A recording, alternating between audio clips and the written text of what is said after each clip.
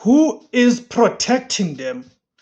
By them, I'm referring to Senzo Mchunu and Shadrack Sibiya. Why haven't they been fired, or at least being part of the list of people which were recommended for further investigation by the Madlanga Commission?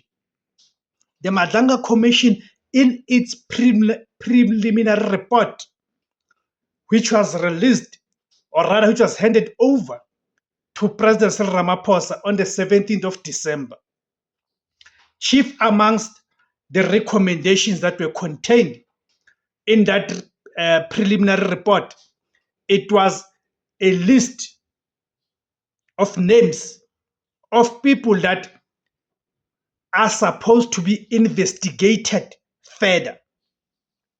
Among all those people, the likes of Sinona, the